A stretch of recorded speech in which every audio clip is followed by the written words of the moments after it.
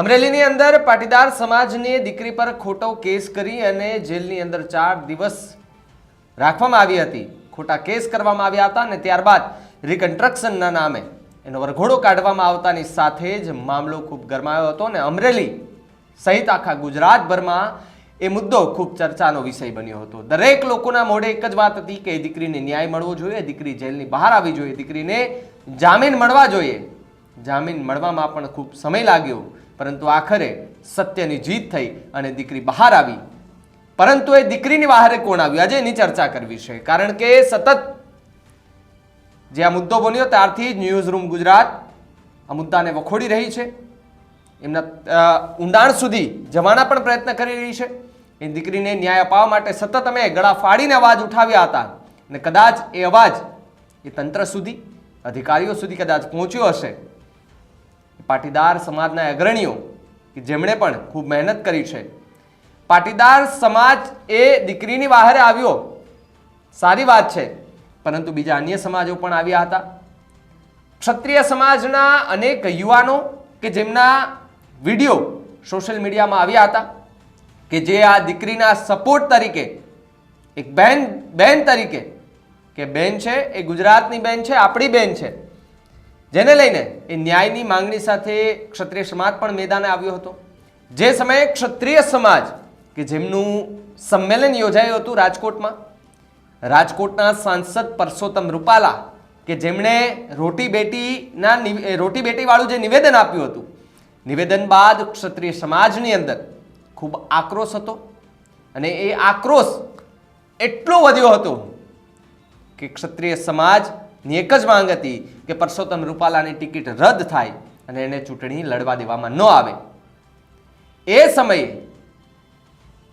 પરેશ ધાનાણી, પાટીદાર નેતા કે જેમણે ક્ષત્રિય સમાજની એ મહિલાઓને વચન આપ્યું હતું કે બેન, હું તમારો જવતલિયો છું, જવતલિયો બની અને એ ક્ષત્રિય સમાજની બેન દીકરીઓને સપોર્ટ કર્યો હતો કે હું તમારી સાથે છું, તમે લડો, હું બેઠો છું, તમે અવાજ ઉઠાવો, તમારી સાથે હું પણ અવાજ ઉઠાવીશ. એ જવતલિયો, એ પાટીદાર સમાજના એ નેતા એ ત્યારે જવતલિયા બન્યા હતા અને અત્યારે પાટીદાર સમાજની જે દીકરી સાથે ખોટું થઈ રહ્યું છે ત્યારે ક્ષત્રિય સમાજ પણ એ પાટીદાર સમાજને અને પાટીદાર સમાજની દીકરીને સપોર્ટ કરવા માટે, સમર્થન કરવા માટે મેદાને ઉતરી ગઈ છે. કરણી સેનાના રાષ્ટ્રીય અધ્યક્ષ રાજ શેખાવત કે જેમનો વિડીયો સામે આવ્યો છે, ક્ષાત્ર ધર્મના નામે એમણે વિડીયો બનાવ્યો છે અને કહ્યું છે કે બેન દીકરીની સુરક્ષા કરવી ક્ષત્રિયોની વાત છે. શું કહ્યું રાજ શેખાવતે વિડીયોમાં, પહેલા એમને સાંભળો. અમે ક્ષત્રિય છીએ, ક્ષત્રિય. અને આ જે ઘટના બની છે અમરેલીમાં, એક બેન, એક દીકરી નું અપમાન કરવામાં આવ્યું છે.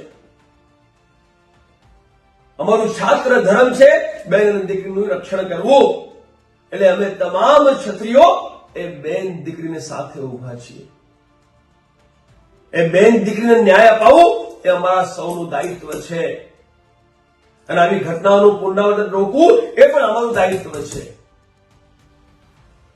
તો આવો તમામ જે ક્ષત્રિયો છીએ આપણે એ બેનને ન્યાય અપાવીએ અને એ બેનને અપમાનિત કરનારા તમામ દોષીઓને આપણે સજા અપાવીએ. અમે ક્ષત્રિય છીએ, ક્ષત્રિય. અને આ જે ઘટના બની છે અમરેલીમાં, એક બેન, એક દીકરી નું અપમાન કરવામાં આવ્યું છે. અમારું છાત્ર ધર્મ છે બેન અને દીકરીનું રક્ષણ કરવું, એટલે અમે તમામ ક્ષત્રિયો એ બેન દીકરીને સાથે ઉભા છીએ. એ બેન દીકરીને ન્યાય અપાવવું એ અમારા સૌનું દાયિત્વ છે અને આવી ઘટનાઓનું પુનરાવર્તન રોકવું એ પણ અમારું દાયિત્વ છે. તો આવો તમામ જે ક્ષત્રિયો છીએ આપણે એ બેનને ન્યાય અપાવીએ અને એ બેનને અપમાનિત કરનારા તમામ દોષીઓને આપણે સજા અપાવીએ. તો જે રીતે આપણે આ જે નવો વળાંક આવ્યો છે એ વળાંકની અંદર પણ આપણે સમજી શકીએ છીએ કે ક્ષત્રિય સમાજનું જ્યારે આંદોલન ચાલી રહ્યું હતું ત્યારે પાટીદાર સમાજના અનેક એવા અગ્રણીઓ કે જેમણે ક્ષત્રિય સમાજને ટેકો આપ્યો હતો, ત્યારે અત્યારે જે પાટીદાર સમાજ કે જેની દીકરીને જેલમાં 4 દિવસ રાખવામાં આવી હતી, ત્યારે ક્ષત્રિય સમાજના આ અગ્રણીઓ પણ મેદાને આવ્યા છે, ખુલ્લીને બોલી રહ્યા છે, કટાક્ષ કરતા બોલી રહ્યા છે, સરકાર સામે અવાજો પણ ઉઠાવી રહ્યા છે. અને એ ક્ષત્રિય સમાજના અગ્રણી પાટીદાર સમાજના સમર્થનમાં આવ્યા છે. એટલે કે પાટીદાર સમાજે એ ક્ષત્રિય સમાજને ટેકો આપ્યો હતો, તો ક્ષત્રિય સમાજે પાટીદાર સમાજને અત્યારે ટેકો આપ્યો હોય તેવું પણ આપણે કહી શકીએ છીએ. આ મુદ્દે તમારું શું માનવું છે અમને કમેન્ટ કરીને ખાસ જણાવજો. તો આવા જ વધુ સમાચાર માટે આપ જોતા રહો ન્યૂઝ રૂમ ગુજરાત. નમસ્કાર.